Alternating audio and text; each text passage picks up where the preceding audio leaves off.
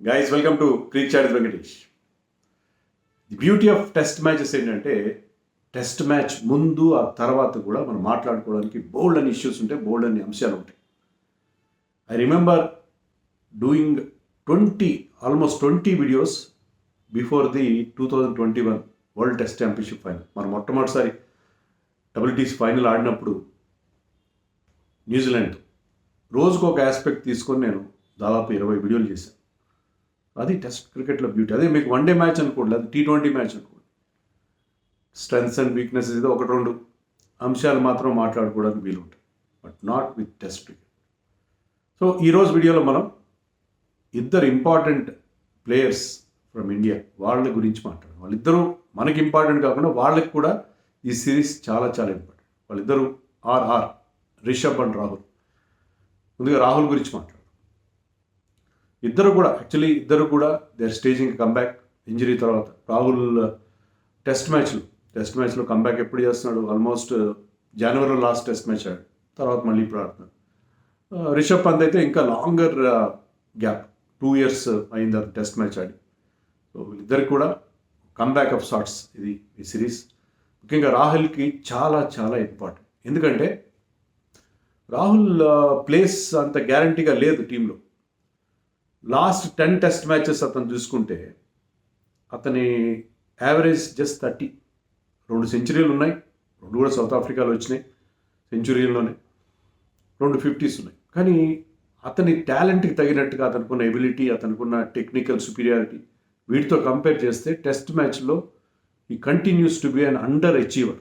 తన సామర్థ్యానికి తగిన నెంబర్స్ అతనికి లేవు టెస్ట్ మ్యాచ్లో. ఎందుకంటే ఇప్పటివరకు 50 టెస్ట్ మ్యాచ్లు ఆడాడు, దాంట్లో 3000 రన్స్ కూడా లేవు. 3863 రన్స్ ఉన్నాయి. తన యావరేజ్ ఎంత? Test batting average 34.08.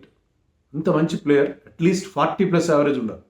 న్యాయంగా అయితే అతనికి ఉన్న ఎబిలిటీతో 50 యావరేజ్ ఉండాలి. ఆ కన్సిస్టెన్సీ మెయింటైన్ చేయాలి. కానీ ఎందుకనో Rahul continues to be inconsistent in test matches. అంత మంచి ఎబిలిటీ ఉన్న ప్లేయర్ ఒకసారి బ్రహ్మాండంగా ఆడతాడు, ఒకసారి చాలా చాలా దారుణంగా తేలిపోతాడు. ఇదే అది అర్థం కాని విషయం. అతని కెరియర్ గ్రాఫ్ అంతా ఒక రోలర్ కోస్టర్ రైడ్లా ఉంటుంది. మనం ECG చూస్తాం చూడండి, అలా ఉంటుంది. కొన్నిసార్లు హైస్ ఉంటాయి, కొన్ని లోస్ ఉంటాయి. సో 8 100s ఉన్నాయి, 14 50s ఉన్నాయి అతను ఓవరాల్గా 50 టెస్ట్ మ్యాచెస్లో. దాంట్లో అతనికి ఉన్న గ్రేట్ క్వాలిటీ ఏంటంటే he does so well in సేనా కంట్రీస్. ఇంగ్లాండ్లో అతనికి 2 టెస్ట్ 100s ఉన్నాయి, సౌత్ ఆఫ్రికాలో 2 టెస్ట్ 100s ఉన్నాయి, ఆస్ట్రేలియాలో 1 టెస్ట్ 100 ఉంది. మీరు అనొచ్చు, ఎందుకంటే అతను ఎప్పుడు ట్రోలింగే కదా, ఇతనంతా న్యూజిలాండ్లో సరిగ్గా ఆడలేదులే. న్యూజిలాండ్లో అతను ఇంతవరకు న్యూజిలాండ్ గడ్డ మీద 1 టెస్ట్ మ్యాచ్ కూడా ఆడలేదు. సో సెనా కంట్రీస్లో బాగా ఆడుతాడు. వెస్టిండీస్లో, శ్రీలంకలో కూడా అతను 100s చేశాడు. So has fantastic record out side India. మళ్ళీ ఇది అంటారు, బయట ఆడతారులే, ఇండియాలో స్పిన్ సరిగ్గా ఆడట్లేదు. ఎందుకంటే రాహుల్ని ఆడుకోవడం సోషల్ మీడియాలో అదొక సరదా. అంటే అతని హేటర్స్ కూడా కాదు, వాళ్ళ రాహుల్ ఈజీ టార్గెట్లో కొంతమంది సాఫ్ట్ టార్గెట్స్ ఉంటారు, వాళ్ళ మీద జోకులు పేల్చుకోవడానికి, లేకపోతే వాళ్ళని క్రిటిసైజ్ చేయడానికి. సో అలాంటి టార్గెట్ అతను రాహుల్. సో అతను యాక్చువల్లీ హోమ్లో కూడా అతను రికార్డ్ బాగుంది. హోమ్లో ఒకే ఒక టెస్ట్ 100 ఉంది, ఇదే చెన్నైలో. రేపు ఎక్కడైతే టెస్ట్ మ్యాచ్ మనం ఆడబోతున్నాం అది చెన్నైలో.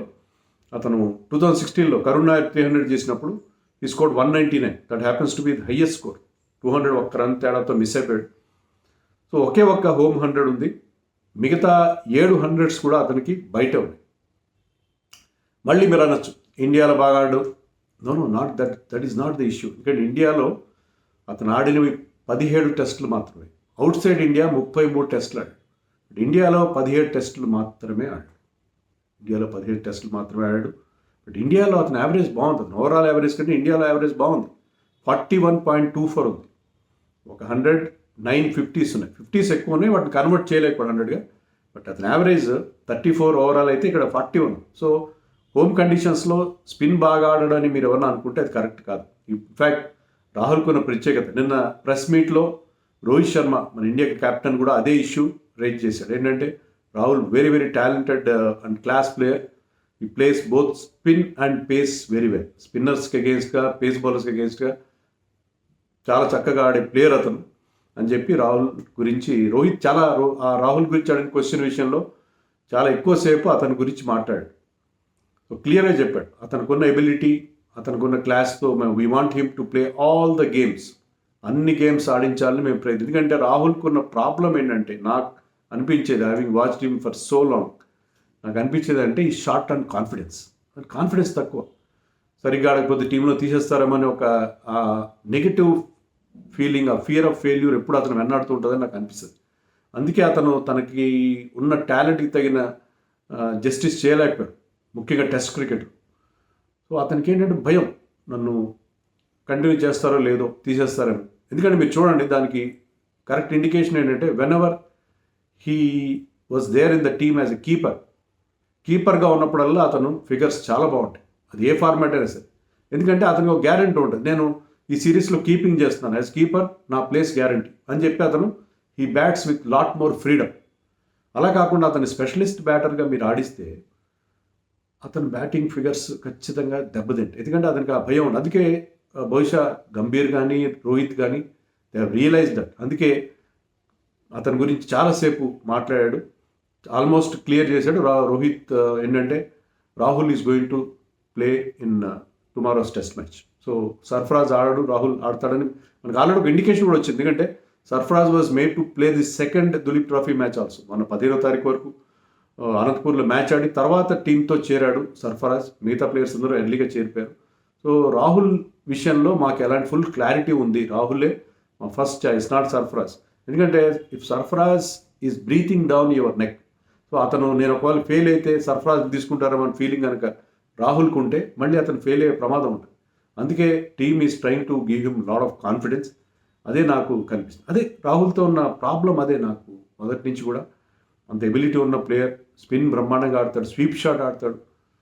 ఈవెన్ ఆఫ్ స్పిన్నర్స్కి నాకు అతను నచ్చేది ఏంటంటే off spinner against turn rocking on the back foot, అతను పాయింట్ వైపు ఆడతాడు. అంటే అంత కాన్ఫిడెన్స్ ఉంటుంది. ఆఫ్ స్పిన్నర్ బాల్ లోపలికి వచ్చే బాల్ని కూడా నేను ఎగేన్స్ట్ టర్న్ ఆడగలను అని కాన్ఫిడెన్స్ చూపిస్తాడు. నాకు రాహుల్ స్పిన్ ఆడుతుంటే చాలా బాగా అనిపిస్తుంది. అతని ఫుట్ వర్క్ చాలా ఎష్యూర్డ్గా ఉంటుంది. స్పిన్నే కాదు, పేస్ కానీ ఏదైనా షార్ట్ బాల్ వీక్నెస్ ఏమాత్రం లేదు. సో అతని ఎవే ఫిగర్స్ అది మనకి సజెస్ట్ చేస్తాయి. సో ఓవరాల్గా he has not done well in test matches. ఎందుకంటే 34 యావరేజ్ ఏంటి 50 టెస్ట్లు ఆడిన తర్వాత, 3000కి పైగా కూడా రన్స్ లేకపోవడం ఏంటి. So I think he has to improve. ముఖ్యంగా లాస్ట్ 10 టెస్ట్ మ్యాచెస్ని, ముఖ్యంగా బంగ్లాదేశ్లో మనం 2 ఏళ్ల క్రితం వెళ్ళినప్పుడు అతను ఏమాత్రం బాగా ఆడలేదు. అతని హైయెస్ట్ స్కోర్ చాలా తక్కువ ఉంది, 23 అతని హైయెస్ట్ స్కోర్. 3 ఇన్నింగ్స్లో కలిపి 69 రన్స్ చేశాడు. 69 రన్స్ మాత్రం చేశాడు బంగ్లాదేశ్ మీద. అతని ఫిగర్స్ ఏమాత్రం ఇంప్రెసివ్ కాలేదు. ఐ థింక్ హైదరాబాద్ టెస్ట్తో కలిపి, అంతకుముందు హైదరాబాద్ ఆడిన ఒక టెస్ట్ మ్యాచ్తో కలిపి 3 టెస్ట్ మ్యాచ్లు ఆడాడు. 3 టెస్ట్ మ్యాచ్లో బంగ్లాదేశ్ మీద అతని ఫిగర్స్ ఏమాత్రం సరిగ్గా లేవు 3 టెస్ట్ మ్యాచ్లు ఆడితే. So he has to prove himself against Bangladesh, has to prove himself in test cricket. ఎందుకంటే ఆస్ట్రేలియాలో అతను మనకి చాలా కీలకమైన ప్లేయర్ అవుతాడు. 2014-15లో మనం వెళ్ళినప్పుడు అప్పుడు very very new to the test cricket, అక్కడ అతను సెంచరీ చేయడం మనకి బాగా గుర్తుంది. సో ఆస్ట్రేలియాలో కూడా అతను బాగా ఆడగలడు, ఎక్కడైనా బాగా ఆడతాడు. ఆస్ట్రేలియన్ టూర్లో against the short rising deliveries of pitches పైన Rahul will be a great advantage to us. ఏ రోల్ ఇచ్చినా ఆడే ప్లేయర్ అది. ఓపెనర్ లేడు, ఓపెనర్ చేయమంటే ఓపెనర్ చేస్తారు. ఓపెనర్స్ బౌలర్ మీద నువ్వు మిడిల్ ఆర్డర్లో ఆడమంటే మిడిల్ ఆర్డర్, 3లో ఆడమన్నా, 4లో ఆడమన్నా, 5లో ఆడ, ఎక్కడైనా. కీపర్ లేడు, కీపింగ్ చేయి. అది 1 డేస్ కావచ్చు, రీసెంట్గా టెస్ట్ మ్యాచ్లో సౌత్ ఆఫ్రికాలో కూడా చేసాడు ఈ సంవత్సరం. సో ఎక్కడైనా కీపింగ్ చేయి, ఏ రోల్ ఇచ్చినా చేస్తారు. Very very good team man. So we wish Rahul to succeed. ఎందుకంటే అతని గురించి ఏదో నువ్వు అంటావు, మీ రాహుల్కి నువ్వు బాగా కొడుతున్నావు, రాహుల్ని మోస్తున్నావు అని ఏదో కామెంట్ పెడతారు. ఎందుకంటే రాహుల్ కంటే వాళ్ళ మీద ఉన్న ప్రేమ మన సోషల్ మీడియాలో. అది కాదు ఇక్కడ ఇష్యూ ఏంటంటే, రాహుల్ లాంటి ఒక player who has no apparent weakness against any kind of bowling is a great asset to the team. ఎందుకంటే గోయింగ్ ఫార్వర్డ్ రోహిత్ శర్మ, విరాట్ కోహ్లీ ఇలాంటి వాళ్ళందరూ రిటైర్ అయితే, రాహుల్ కూడా అంత యంగ్ ఏం కాదు, but still has got some more years of cricket in him. So అలాంటి ఒక షూర్ షాట్ ప్లేయర్ టెస్ట్ క్రికెట్లో రాణించాలి, యావరేజ్ కనీసం 40 దాటాలని చెప్పి మనం కోరుకుంటాం. సో ఈ సిరీస్ అతనికి చాలా important. He has to prove himself, has to prove his కన్సిస్టెంట్గా ఆడడం రాహుల్ నేర్చుకోవాల్సింది ఈ సిరీస్లో. అది మనం, ఎందుకంటే రోహిత్ కానీ గంభీర్ అతన్ని ఎల్ఎస్జీలో వాళ్ళ కోచ్గానే మెంటర్గానే ఉన్నాడు కదా 2 years, seen him from close quarters. So అతను ఏ రకంగా అతని నుంచి మంచి పర్ఫార్మెన్స్ రాబట్టుకోవాలో గంభీర్ కూడా తెలుసు. So I think this should be important series for Rahul అనుకుంటా. అలాగే రిషబ్ పంత్ కూడా చాలామంది డిట్రాక్టర్స్ ఉన్నారు. అతను కూడా తిట్టేవాళ్ళు పంత్ గాడు అంటారు, ఎందుకంటే మాస్గా ఉంటాడు అతను, అందుకని పంత్ గాడు అని పిలుస్తారు. అది షార్ట్స్ కూడా ఏంటంటే గల్లీ క్రికెట్ షార్ట్స్ ఆడతాడని చెప్పి అతని మీద ఒక చులకన భావం మన సోషల్ మీడియాలో కానీ. బట్ పంత్ కాస్త there is method in his madness. అతని షార్ట్స్ ఎలా ఉన్నా ఏమున్నా is great player, especially in this format test క్రికెట్లో. మనం 2021లో ఆస్ట్రేలియాలో మనం సిరీస్ గెలిచామంటే అప్పుడు పంత్ హీరాయిక్స్ ఎలా మర్చిపోతాం మనం. అదొక్కటే కాదు, ఎలాగైతే రాహుల్ సెనా కంట్రీస్లో బాగా ఆడతాడు, and Pant has 200s in England, 100 in Australia, 100 in south Africa. So మన వికెట్ కీపర్లు ఎవరికి అవే 100s లేవు. పంత్కి సెనా కంట్రీస్లో అవే 100s ఉన్నాయి. అని యాక్చువల్గా అతనుకున్న 500sలో ఒకటి మాత్రమే రాహుల్ లాగానే ఒకటే ఉంది అతను ఇండియాలో 100, ఒకే ఒక 100 అహ్మదాబాద్లో. బట్ ఇంకో 4 90s ఉన్నాయి ఇండియాలో. సో ఇండియాలో మీరు వెంటనే అంటారు పంత్ కూడా బయట బాగా ఆడతాడేమో, ఇండియాలో బాగా ఆడలేమో ఇండియన్ పిచెస్ మీద. స్పిన్ ఎందుకు బాగా ఆడు, స్పిన్ మీద చెడు కూడా ఆడేస్తారు. స్పిన్ అంత అద్భుతంగా ఆడతారు స్పిన్ బౌలర్స్కి అగేన్స్ట్. ఇండియాలో అతను 8 టెస్ట్లు ఆడాడు. ఇండియాలో అతను యావరేజ్ 63. అతను ఓవరాల్ యావరేజ్ కూడా బాగానే ఉంది, 43.6 అనేది గుడ్ యావరేజ్ ఫర్ కీపర్. ఇండియాలో ఆడిన 8 టెస్టులలో పంత్ యావరేజ్ 63.90. సో ఇండియాలో స్పిన్నర్స్కి సింహస్వప్నంగా మారుతాడు. And is a left hander. మన బ్యాటింగ్ లైన్లో జడేజా తప్ప అందరూ రైట్ హ్యాండర్స్ ఉన్నారు. So is being a left hander, అతను స్పిన్నర్స్ మీద కౌంటర్ అటాక్ చేస్తాడు, చాలా ఎఫెక్టివ్గా ఆడతాడు. కాబట్టి 63 అతని average, batting average in India. అది strike rate in India test మ్యాచ్లో 92 స్ట్రైక్ రేట్ ఉంది. ఓవరాల్ స్ట్రైక్ రేట్ కూడా 73 ఉంది. సెహ్వాగ్, కపిల్ దేవ్ తర్వాత టెస్ట్ మ్యాచ్ల్లో మంచి స్ట్రైక్ రేట్ ఉన్న ప్లేయర్ ఎవరంటే రిషబ్ పంత్. సో ఆ counter attacking of Rishabh Pant is very important.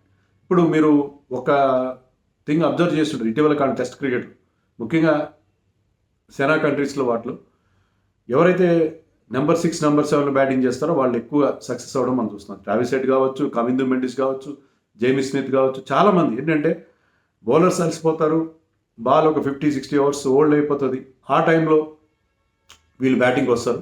So అప్పుడు వాళ్ళు కౌంటర్ అటాక్ చేస్తారు. ఇలాంటి కౌంటర్ అటాకింగ్ స్కిల్స్ ఉండే players batting in the lower middle order ఇప్పుడు టెస్ట్ క్రికెట్లో చాలా ఇంపార్టెంట్. సో అందుకని పంత్కి ఈ సిరీస్ ఇంపార్టెంట్, ఎందుకంటే మళ్ళీ అతను కంబ్యాక్ చేస్తున్నాడు, చాలా రోజుల తర్వాత రెడ్ బాల్ క్రికెట్ ఆడుతున్నాడు. అతనికే కాకుండా అతను సక్సెస్ అవ్వడం ఇండియాకి చాలా ఇంపార్టెంట్. ఇండియాలో జరగబోయే టెస్ట్ మ్యాచ్లు కాదు, ఎందుకంటే ఆస్ట్రేలియాలో అతను అద్భుతమైన రికార్డు ఉంది కాబట్టి ఆస్ట్రేలియాలో కూడా అతను మనకి తురుపు ముక్క అయ్యే అవకాశం. అందుకని పంత్ రికార్డ్ చాలా ముఖ్యం. ముఖ్యంగా స్పిన్నర్స్కి అగేన్స్ట్గా మీరు చూస్తే ఇండియాలో ఆడిన టెస్ట్ మ్యాచ్లో 8 టెస్ట్ మ్యాచ్లో స్పిన్నర్స్కి అగేన్స్ట్గా అతను యావరేజ్ 77, 63 యావరేజ్ చెప్తున్నాను కదా, స్పిన్నర్స్కి అగేన్స్ట్గా 77 ఉంది.